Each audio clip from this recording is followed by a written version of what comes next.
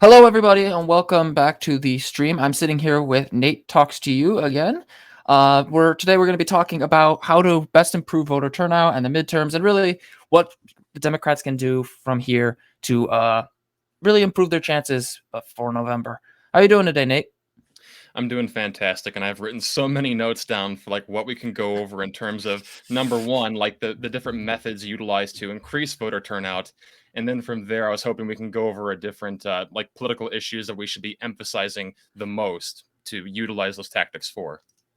Yeah, and I'm really glad we get into this because there's a lot of, particularly online, of talking about voting and participation in democracy from a theoretical standpoint, like where they're just like, is it good? Is it bad? Does it really hmm matter? Those kinds of things.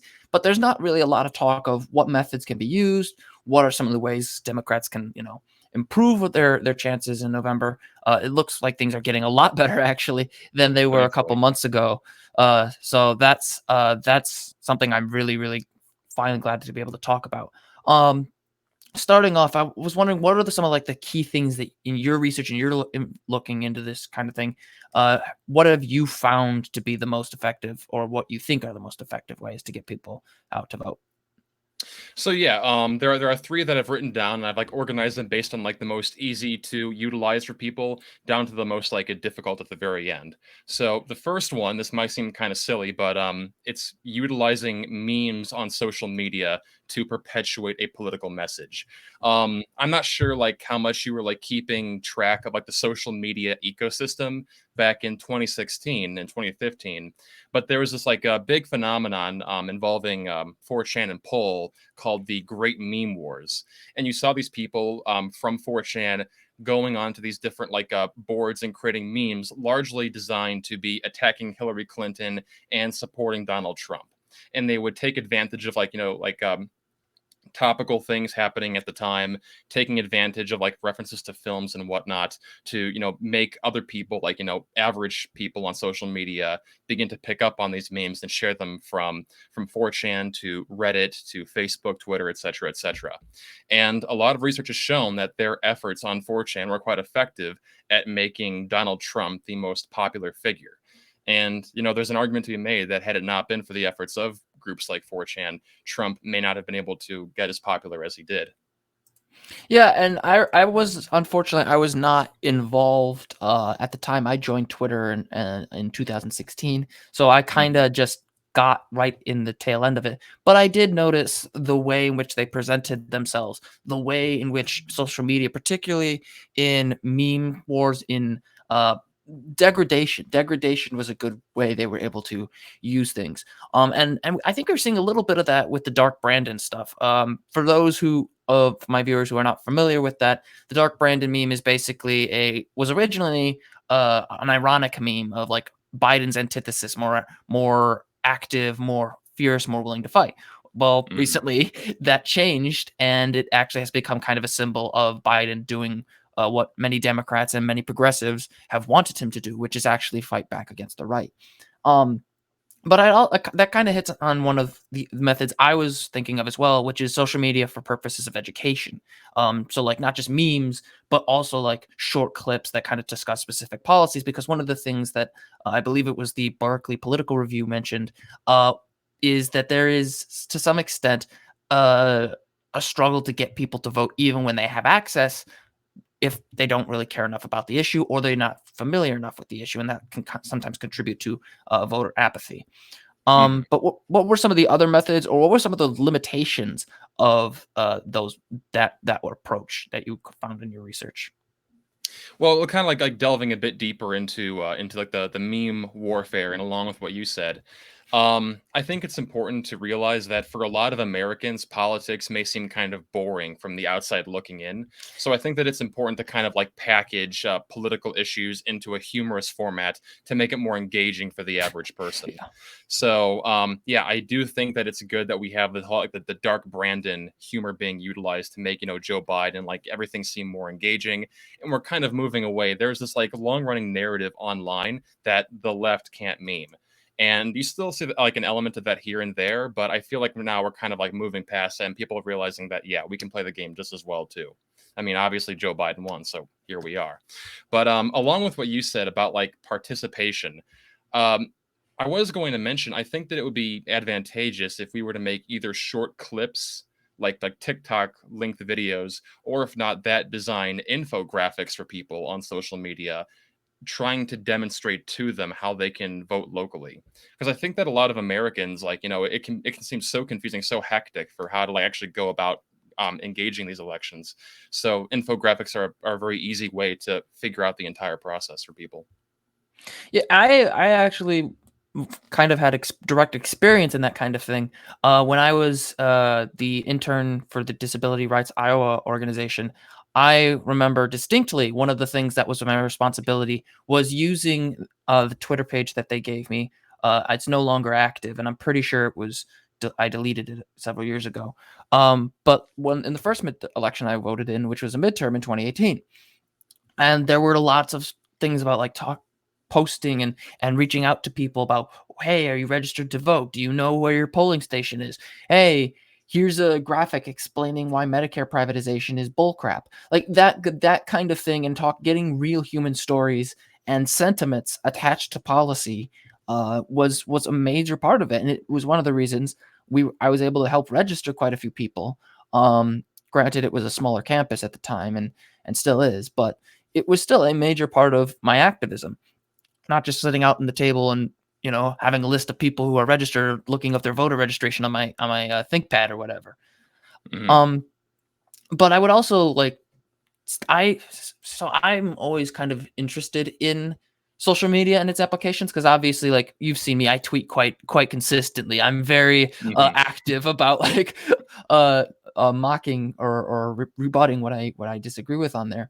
But I also do sometimes think that there are also limitations. Like, one of the things with TikTok that is somewhat frustrating is because of its shortness, because of its easy to digest some of the talking points or the arguments. You also sometimes have people being incredibly unoriginal.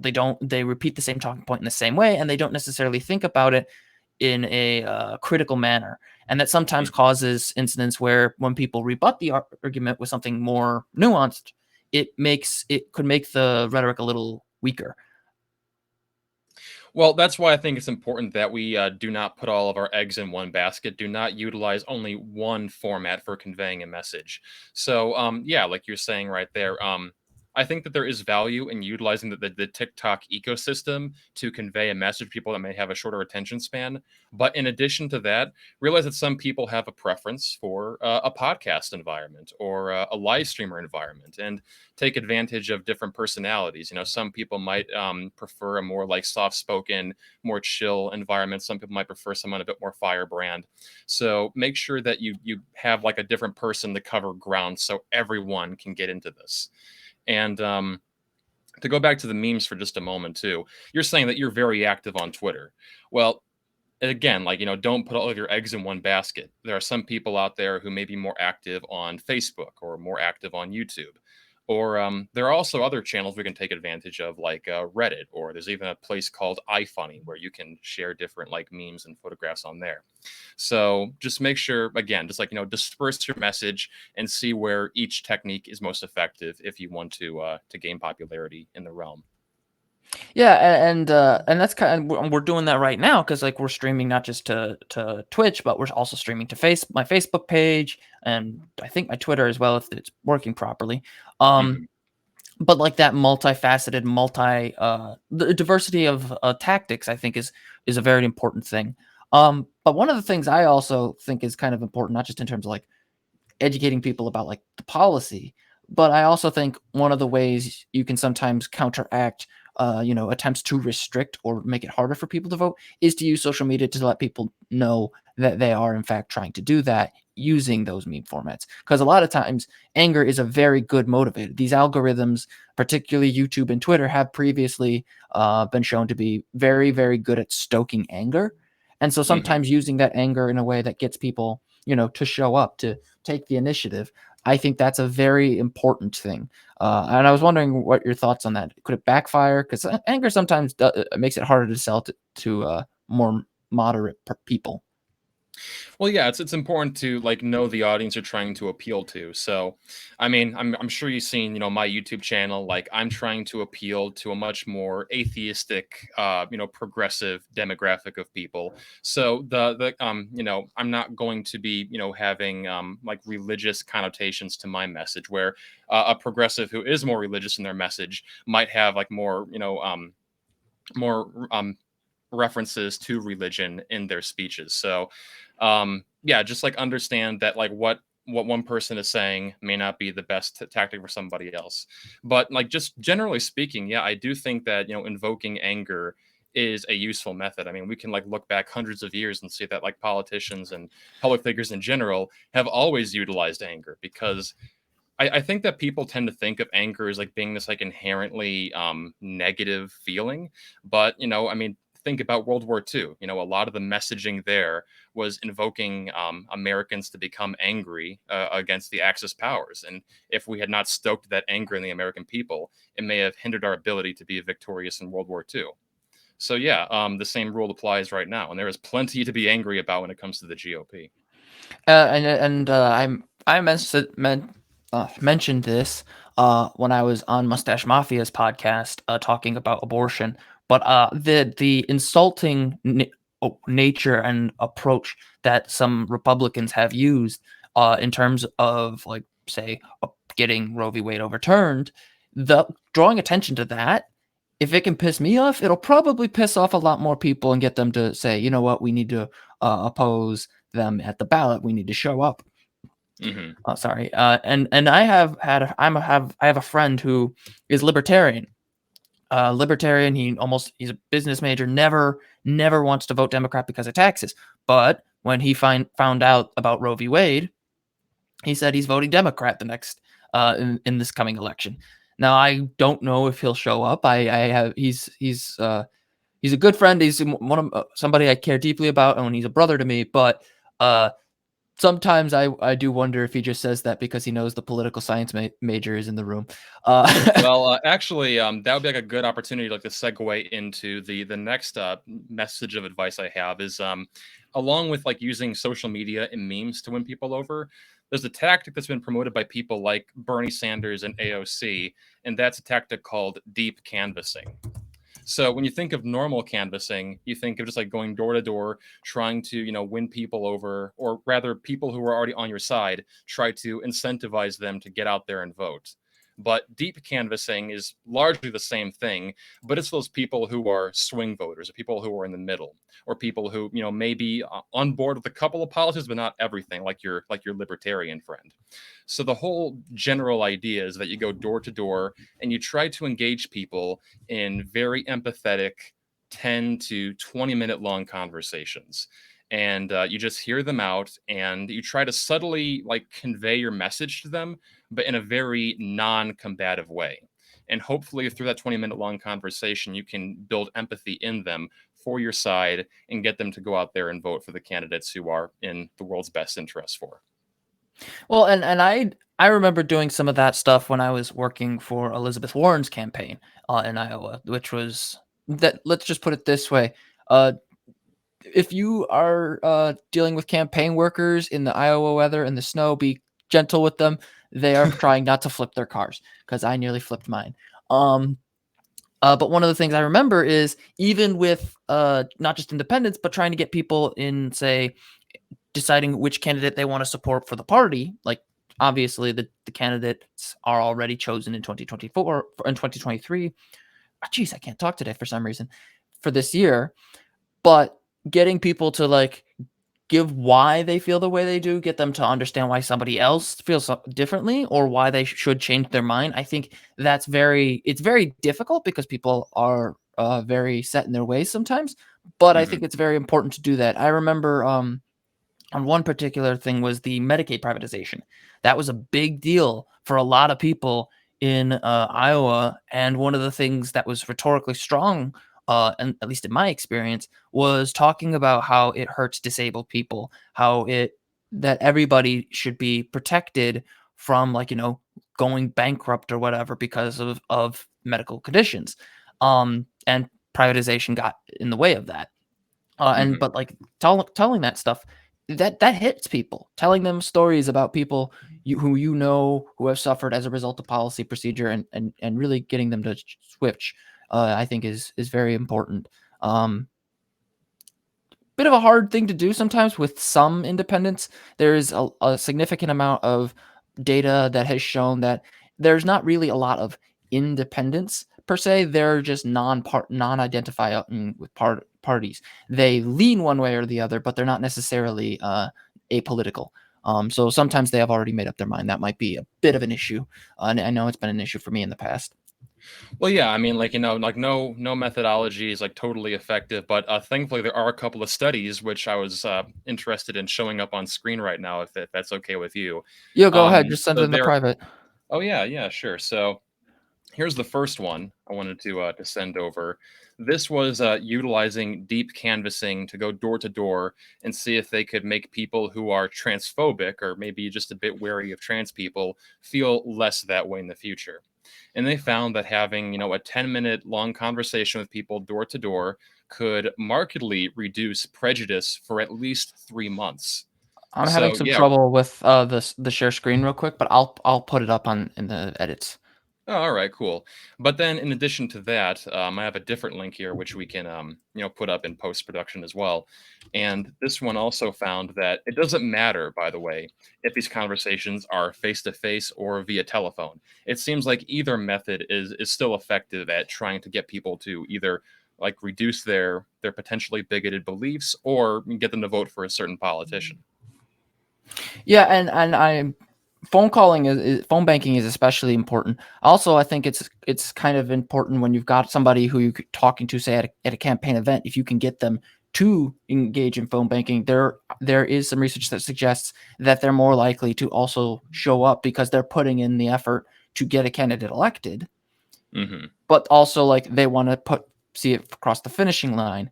Um, I do find it interesting that some of these uh studies, these cold calling in person, that there's not much of a difference between the two, that they both are equally effective. Because in a lot of cases, I found like, and then this is my anecdotal experience, so anecdotes are no refutation of evidence, but I have found in my experience that while phone like going door to door, it has sometimes yielded more people more willing to talk to you. Uh, Phone banking sometimes also like has, say, um a larger net. You cast a larger net because you're going through like one, two, three, like hundreds of calls sometimes during a shift. Um, Hmm. so I would have to take a look at that study in post production, but that really I think is really important that we specifically. I think phone banking is a lot, getting people to do that is a lot more effective in my experience to catch more people, but I don't know. Well, I mean, it is possible that phone banking is somewhat less effective because I imagine like face to face conversation, that addition of like seeing a person's face would play a role in winning them over. But at the end of the day, it seems like even without the element of the face, like the voice alone isn't enough to sway people. So, I mean, hey, at the end of the day, if we're here to win, we should take advantage of every avenue available. So, phone banking, if that's preferable to you, then yeah, absolutely do it.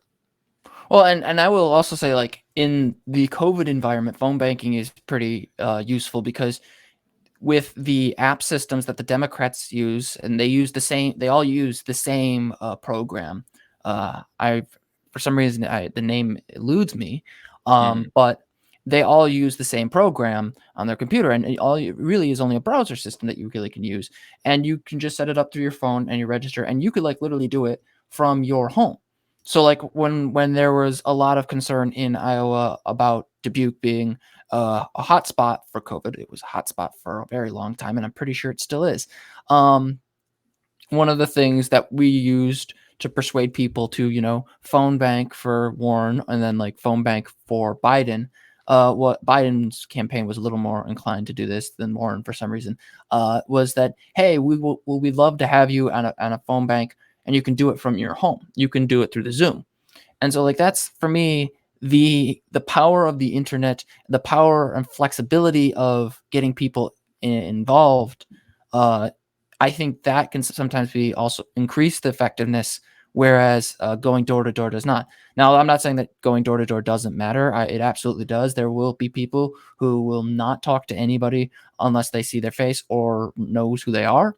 Mhm. I can tell you straight up from many of the calls I have done that people do not like certain phone bankers. They do not like phone bankers a lot. They do not like to hear about politics in that manner. I distinctly remember a man I called when I asked him who he was voting for, what if he would be willing to come to an event that Warren was going to have. He promptly began to use every curse word in the English language, Oh uh, dear. and then told me not to call again with my quote socialist shit, and then hung up Oh, on me.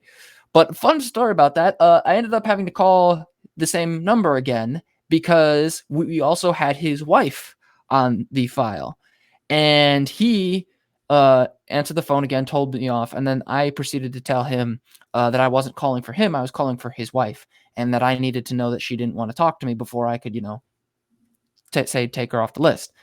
yeah. She ended up committing to Elizabeth Warren. Excellent, excellent. Well, there you go. Like, Yeah, I mean, you had to get chewed out for a bit, but it ended up paying off in the end. So congratulations for that. that Um, was one of the best experiences with that kind of thing. But yeah, the way that I see it, I mean, like, these are pressing issues that are like, going to be changing our country for the future. So I think that it's important to realize that even if you have to put up with some bullshit like that, it's going to be worth it in the end for like all the good we're going to be doing. And I think there's like a place for everybody in these political movements. So there are some people out there who, may be afraid of, getting assaulted at somebody's front door. So if you want to have that additional barrier of the telephone for you, then yeah, take advantage of that. But yeah, everybody has their place somewhere in this process. And I will say, just for people who are canvassing, and if I get some time on my hands for once, I will definitely be canvassing. Uh, but one of the things that I think people need to know, and for those who are watching who are considering it, you do not, unless your like local area has specific requirements about like licenses or something about like going canvassing, you have a First Amendment protection to go and canvass. I remember when I was doing canvassing for Raja Krishnamurthy out of the 8th district. Well, I think it's still the 8th district actually. One of the things always had to deal with was people who thought that who would like harass you. Like you'd be walking down the street with a clipboard and they would harass you and say, "Hey, do you have a license or a permit to be engaging in political activism in this area?" I'm like, and quickly contacted my boss, and he says there's no legal requirement, and if it was, we would have sued over it a couple years ago. So just like some angry Karens trying to get in your way and trying to hinder your abilities. Yeah, and I think people need to remember, like, you'll see no soliciting signs and stuff, and technically speaking, you are not soliciting when you involve that. Take some care with that, because like if you knock on a no soliciting door and they define, if they think of soliciting as like political activity as well, you will get into some trouble. But generally speaking, you can say, I'm not soliciting. I'm just here. I'm not asking you for money. I'm here to talk about my candidate. So there's tricks that and difficulties that come with in person communication on campaigns that just don't happen over the phone. Well, yeah, I guess like when you ever go to a front door and they have the no soliciting sign there, I guess use your best judgment. Is the kind of person who's going to be okay with you, or does that sign mean like no knocking? Period. But it's really all that I have to say like thus far about deep canvassing. I guess one more thing that I might want to mention, by the way, is that if you want to learn more about like deep canvassing and what actually goes into it, I'd recommend checking out a website called deepcanvas.org, and they have videos. They have different like how-to sections detailing like what you should do to be effective at that.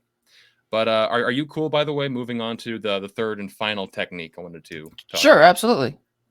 So the last one I wanted to talk about is protesting, demonstrations. Now, a concern that I have is that some people may think about protesting as being kind of performative, as being virtue signaling, some people might call it. But the fact of the matter is that multiple studies have found that going out there and protesting actually does increase voter turnout. So the first study I wanted to go over was from 2013, and it was evidence from the Tea Party movement. Oh And yeah. what they found was that if there was a zero point 0.1 percentage point increase in the share of the population that was out there protesting for the Tea Party, it would transform into a 1.9 percentage point increase for Republican votes. So you have a 19 times ratio there. Zero point 0.1 people increasing in protesting led to 1.9 percentage points in Republican votes. So it doesn't take a lot to have a massive impact on these elections. Now you might think to yourself that only applies to Republicans, right? Well, no. And as a matter of fact, the same thing can be found when it comes to the Women's March. And they found in 2019, I have a link to that in the chat as well.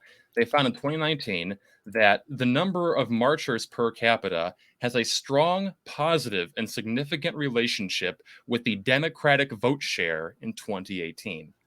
So yeah, it just seems to be like, a method doesn't matter if you're left wing, right wing. This tactic is absolutely effective. And if it's effective, we should be utilizing it.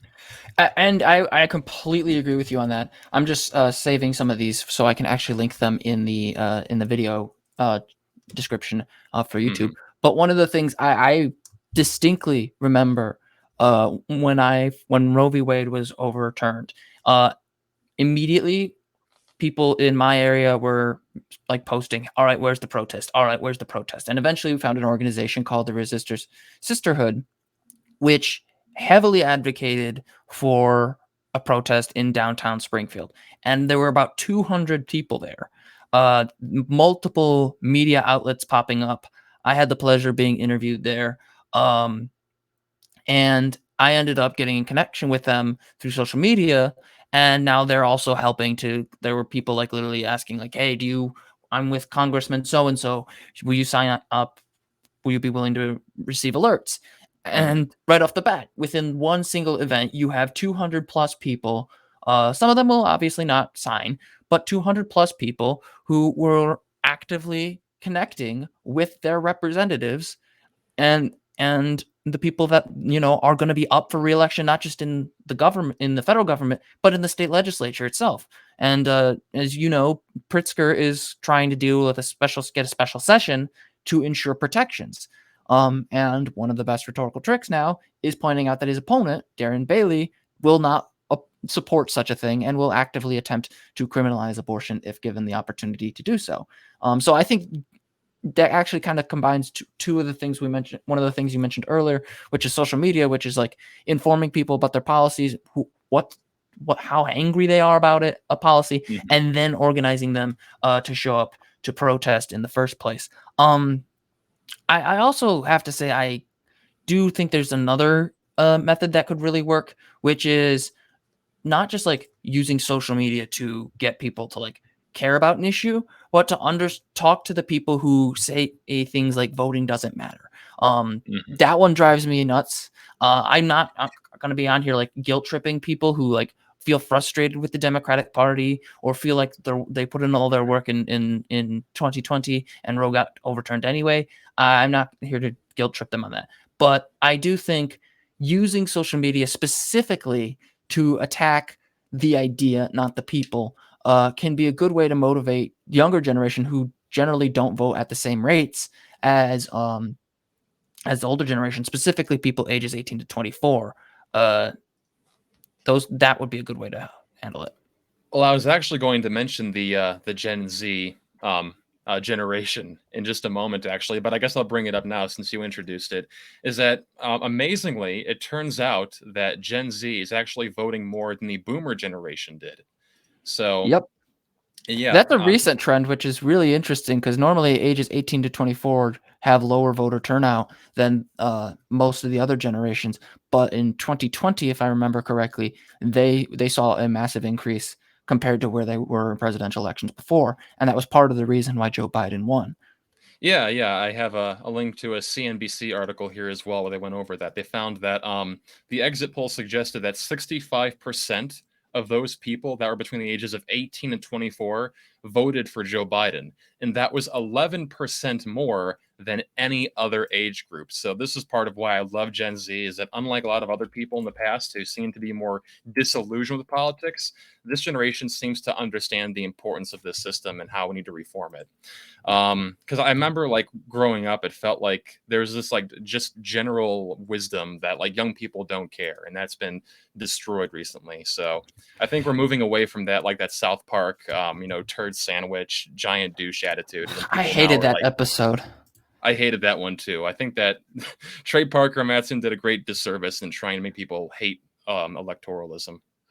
Well, and I since we're kind of getting on this point of like people hating electoral politics and politics in general, I do think there also needs to be a rhetorical response to the idea that politics is inherently dirty. Politics is nothing more than the means by which we decide our own fate. That's it.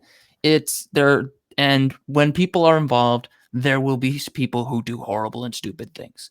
Hmm. And I think we hopefully can keep pushing on this on the Gen Z uh, population to kind of say, hey, it was your generation that quite literally stopped a crazed authoritarian from getting a second term, and Hmm. it's going to be your generation again that is going to stop the Republicans from taking the Senate, which is now much more like possible. In 538, and I know we talked a bit about how Nate Silver is kind of a pain sometimes. Um, but 538, they switched their prediction that the Democrats were, I think, 2-1 likely going to keep the Senate, and they might actually gain some seats. Hmm. But we'll have to see how that goes. Well, yeah, we still have a couple of months to go, so I think that we have plenty of time right now to keep going out there and utilizing these tactics to win over more people. And but yeah, that's about like everything that I had to go over in terms of different techniques. I guess that one more thing I could mention is that realize that all of these can be used in combination with each other. If you go Yes. out there and you organize a protest for people, you can utilize the attention from that protest to encourage people to go out there and canvass. And not to mention where there's like a large number of people going together, chanting and whatnot, that's going to bring in a lot of people with their cell phones, with their television cameras, and that's going to get you even further publicity. So that the entire cycle kind of feeds into itself, and you can keep like using that traction to snowball into greater change in the future. Well, and also it helps get local attention to the organizations themselves or the people involved. I didn't know this, but I ended up picking up a newspaper the next morning. Yeah, I actually read physical newspapers. I'm a fogey. Um, but I was on one of the pictures, and here I am, like, with my little sign and my phone trying to tell my friends and roommates where the protest is. Hmm. What didn't look like I was paying attention, but it was good to see, like, the image of people engaging in politics and driving awareness to it while also like connecting with other people is really important. But we can now, if you're all right with it, we can segue. My lord, I don't know what it is. Like the last time we were on here, I talked no problem, and there was a little storm that not nearly knocked out the Wi-Fi. So I'm not sure what's going on. It's a beautiful day with me, and I'm stuttering like an idiot.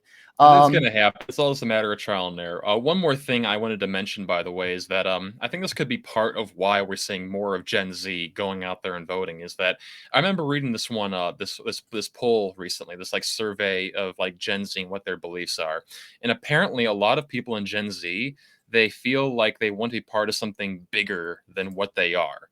And I yeah. think that, one good way of doing that is, of course, getting involved in protests, getting involved in politics, because we're seeing the culture, the social environment in this country change generation by generation, and I feel like the new home for community for a lot of young people is going to be in politics. And if that means that we have participation increase compared to in the past, then I think this is a beautiful transformation for America.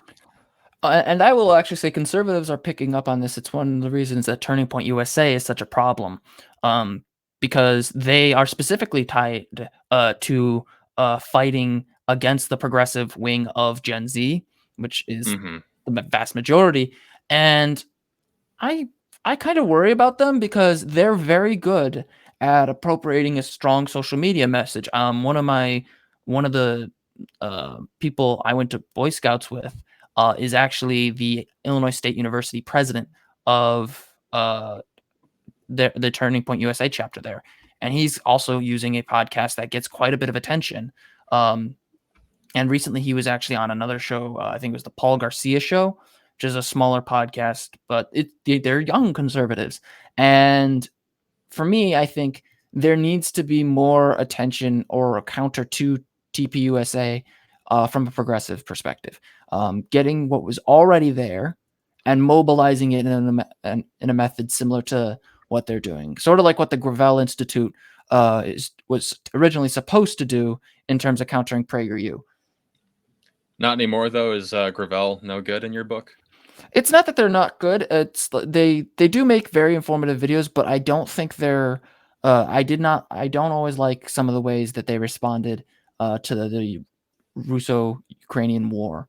Oh I yeah, well, I think that video was actually taken down by them, so I'll give them props for like conceding that was a bad video and it's no longer part of their YouTube channel. But Yeah. personally, I am optimistic right now for Gen Z because I remember I linked this on Twitter a while ago from Pew Research, and they found that Gen Z is actually more progressive than any other generation when it Yup. comes to a variety of topics. Yeah, are we good? Yup. Yep. Oh, I okay. agree. I agree So with you. so yeah, I remember they found, for example, that Gen Z is more familiar with. They have more people in their life who use gender neutral pronouns. They are more likely, even Republicans, by the way, are more likely to believe that Black people in America are not being treated fairly by the system.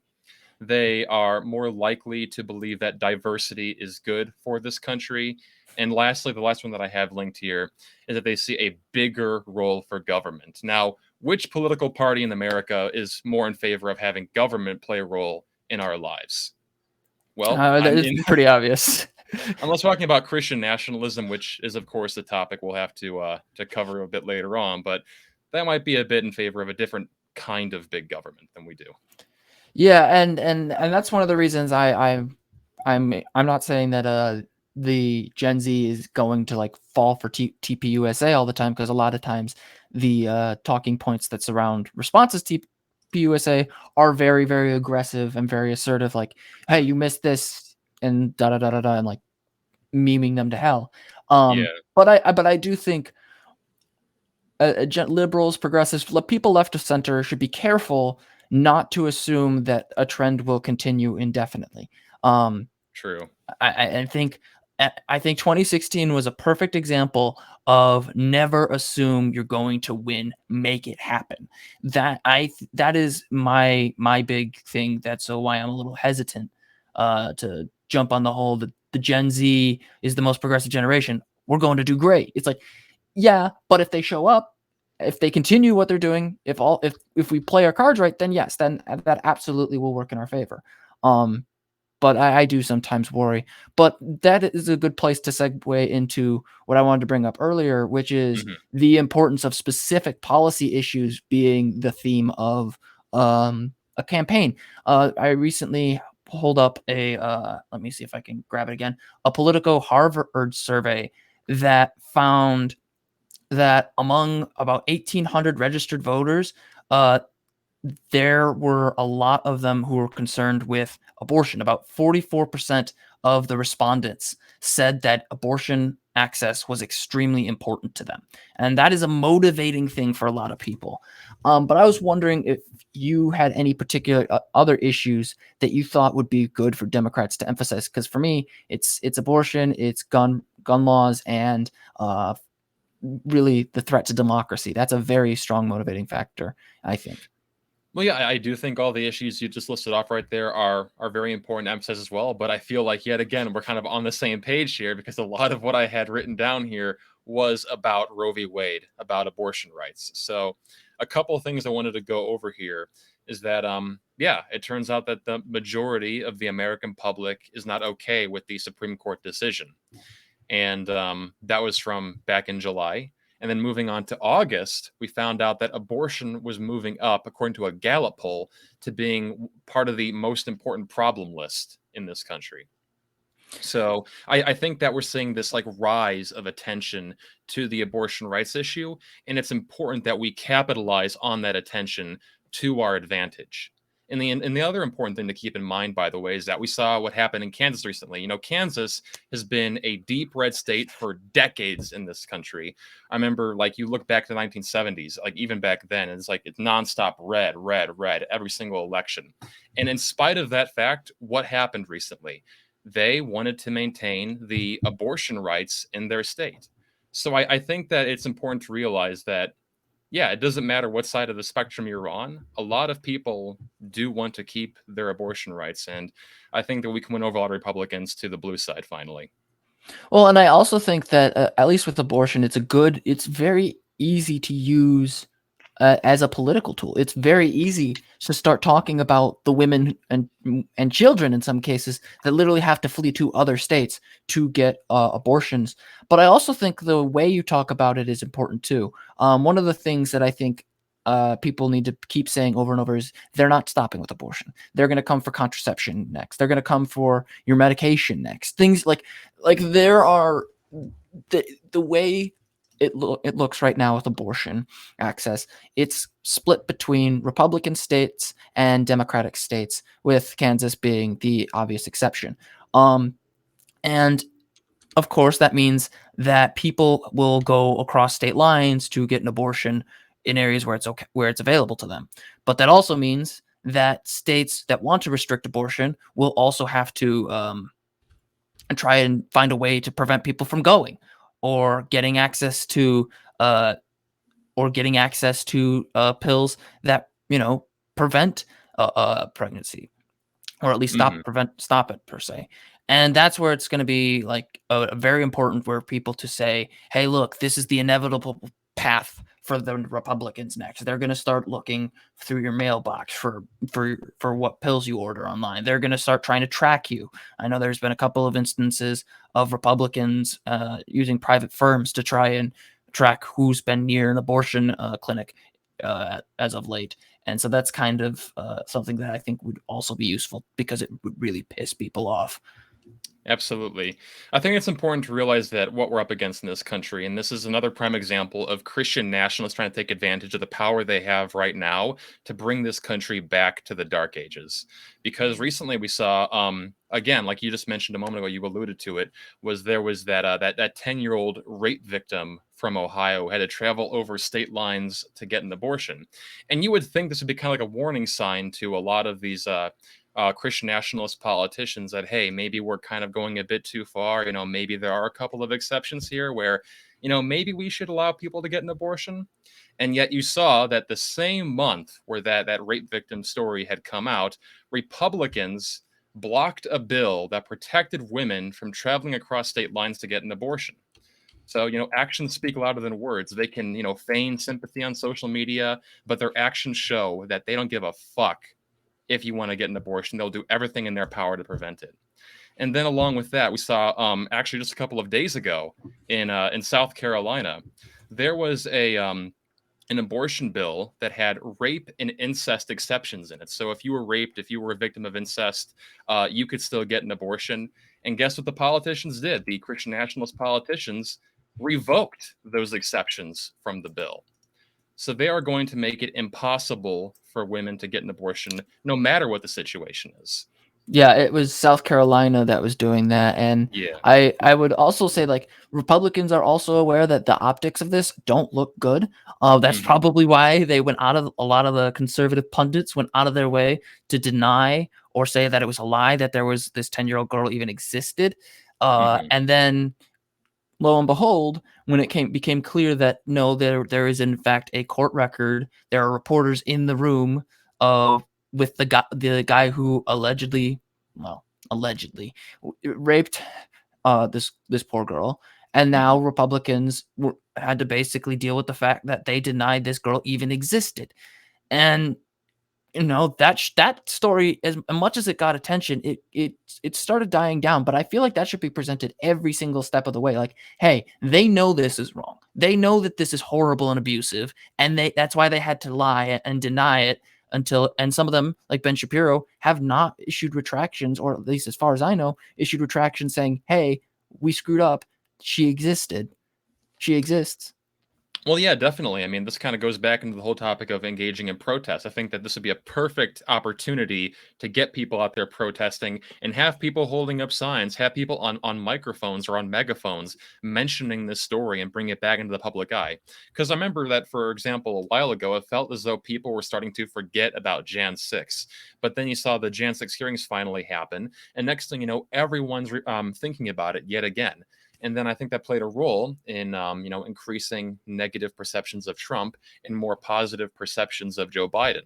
So don't think that, oh, it's too late, that's an old hat, forget about it. No, try to the best of your ability to draw attention back to that issue and tattoo it into the minds of the American public. Yeah, I very well said. And I will also say that kind of actually leads into another thing I wanted to talk about when it comes to rhetoric. It's dealing with what I see as a somewhat ridiculous media landscape. Hmm. Recently, their Politico's owner, a German right winger, whose name for I can't remember names today for some reason. He was sending emails out to people, basically encouraging them to pray for Trump's victory in 2020, and Hmm. so there is to some extent, and there are members of CNN's leadership now that are trying to remove the more critical element or anti-Trump element of the network. So I do think Democrats are going to have to work even harder to get their message out into the media sphere, because you've got what are usually like establishment media outlets that traditionally at least give a fair hearing, theoretically, to moderate left of center positions, now sees their objectivity as being antithetical to that. Hmm. Well, that's the thing is that there's another reason why it's important to engage in public protesting is because, if you have a successful protest gets a bunch of attention, that's going to be an incentive for media corporations to invite you onto their show for a conversation. If you're known in the headlines as like, oh, you organized this big protest, you're going to get phone calls from NPR, from CNN saying, hey, we want to talk to you. So, even at the local level, if you can get in your local newspaper for organizing a protest, that can snowball into more and more people trying to contact you for a conversation. Don't underestimate your ability. I mean, we saw, for example, with these Amazon union protests and how effective those were. A small movement can blossom into something beautiful if you just give it enough time. And I will say that I also like will say, like, in my experience, I keep business cards on me. But at all times, I have business cards for my work, obviously, but I also have business cards for political activity, and that making contacts with people like, hey, really enjoyed what we're talking about here. Here's my business card if you ever need to contact me. If you ever want to say come on my show or talk about these issues, I think that that's also a good way to connect with people. But I also will say I think we have to also appeal to the sensationalism of media outlets to get them to care about certain issues. One of the 10-year-old girl story is a perfect example of that, because n- it's very, very controversial, and it's very useful to say, here's the story that is really important that the people need to know, and Hmm. companies will make a lot of money off of it. So you play with their you go for their wallet. So I think Democrats also need to start like get finding stories that make their point well, but Hmm. also like the media outlets can't resist to paying attention to, even if they're not on your side. Very, very true. But there is like one other like subject matter I wanted to implement, kind of like as part of the abortion conversation, is that according to Gallup, like while abortion is rising in popularity, by far the most important issue for Americans is economic issues, Yes. inflation, like the prices of gasoline and whatnot. So I think that in a way you could try to implement an economic message into the abortion conversation as well. A lot of polling on why women go out and get an abortion, it's been found time and time again the main reason why they do so is for socioeconomic factors.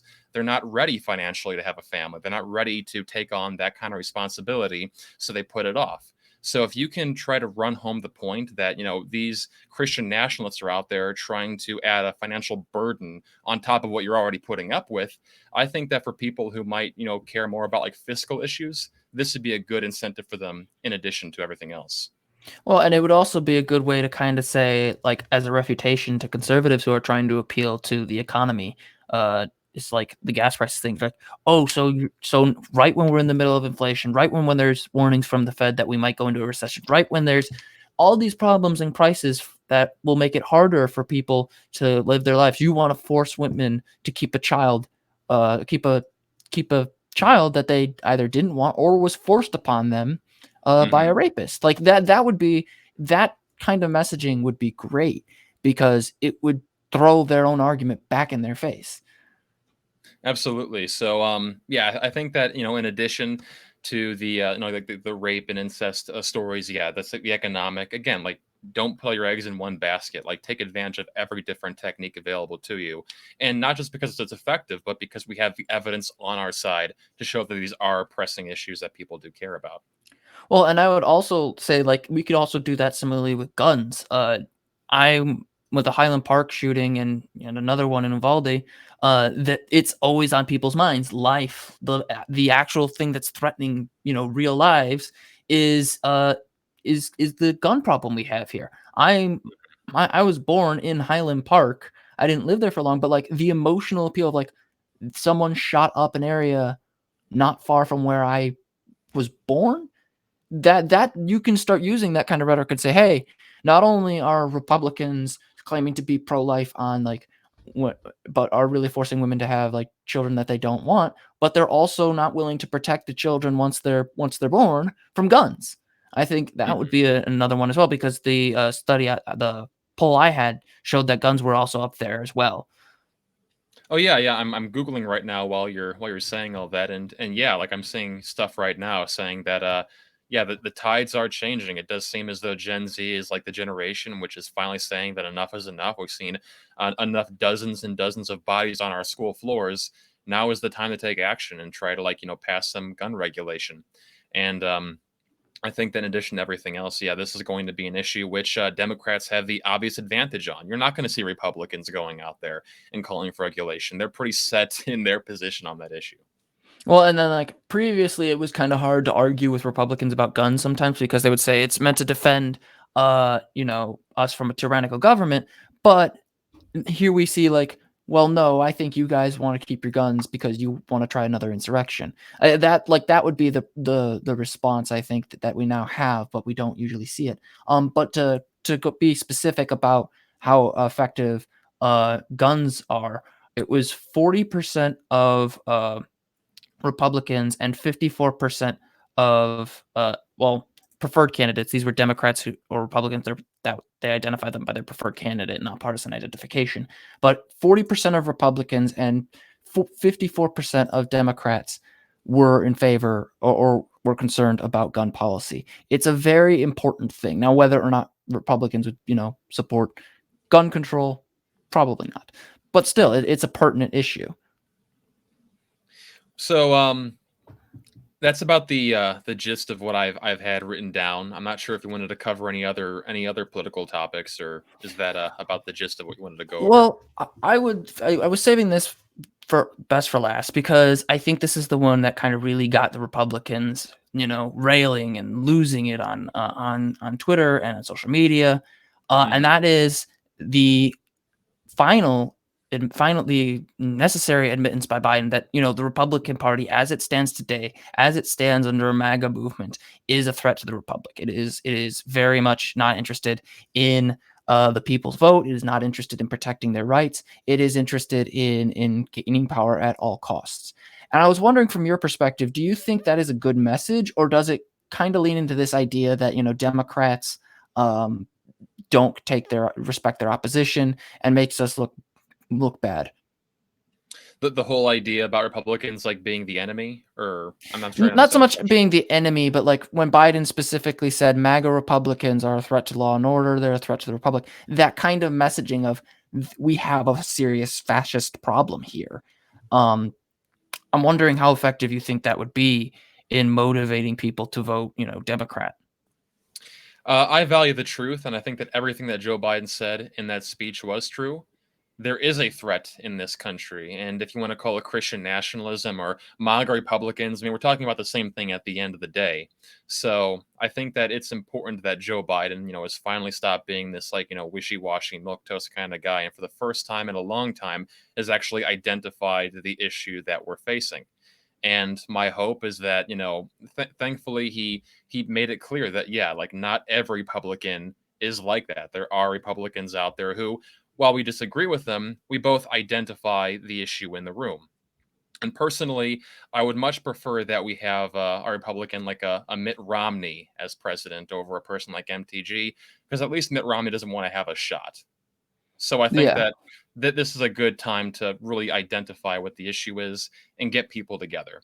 And by the way, along with that, would you agree that there's kind of like a populist element to what Joe Biden was saying? It's kind of like, Yeah, we're coming together as like a big movement. yeah, I did get that sense. It was one of the reasons why, like, when I was making the podcast the other week, when I was watching it, I was like, this seems more like not just, oh, we're restoring our old ways. Like, no, we're going to change the system. The collective of rising up against what a threat to the republic was a huge part, and I was surprised because I know Biden had previously referred to the MAGA Republican movement as semi-fascist. Um, which again, you don't need to put the semi in there. But I would say that narrative needed to be said months ago. Uh-huh.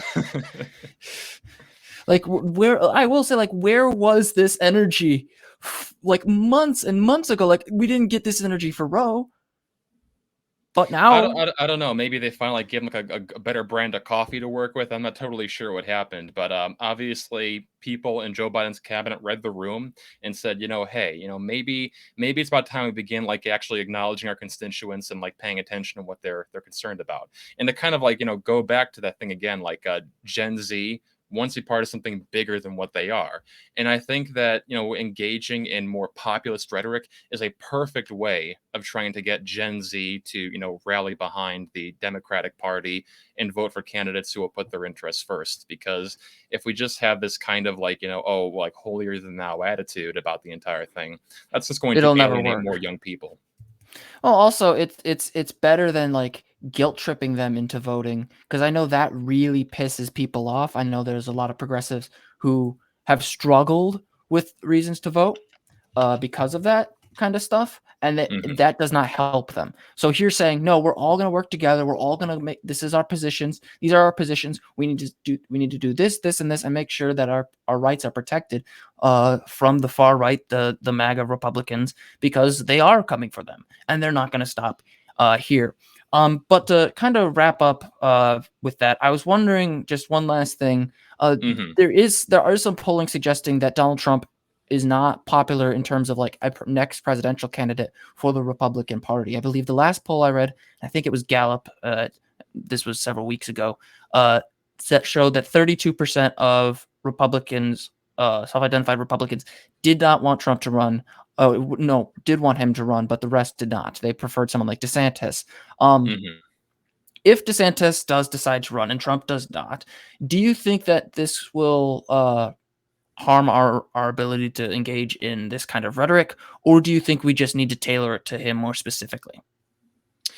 Tailor it more to being anti-Trump, do you mean? No, like if DeSantis runs, would we have to change the rhetoric a bit to make it more stick with him, because he's a lot better at seeming like a normal politician, but he's also very, very far right. So That is a good question. I'll have to think more about that in the future. But I mean, there's plenty that I can lecture Ron DeSantis about. I think the most like prime example being, the whole "Don't Say Gay" legislation. So that's a thing that I have to think about again, more so in the future. But right now, I think the Republican Party's in a kind of a rock and a hard place, because even though the majority percentage wise want to vote for Trump, there is a significant amount of them who are disillusioned with Trump, and they do want to have a DeSantis or somebody else, maybe a more moderate person, step into that position. And I think we're going to see a lot of infighting in the near future. And I think that we're going to see that just like divvy up the votes, and that would potentially be into our advantage. Not to mention, I feel like there is a potential utility in the forward party right now, where we're seeing Andrew Yang try to appeal to this kind of moderation, and it's hard to say right now if that's going to be more of an advantage for us or for the Republican Party, but it's something to keep our eyes on. Well, I'd like to thank you again for coming on. It's always great to have you on. There's always a lot more detailed information that I get from you, so I appreciate that.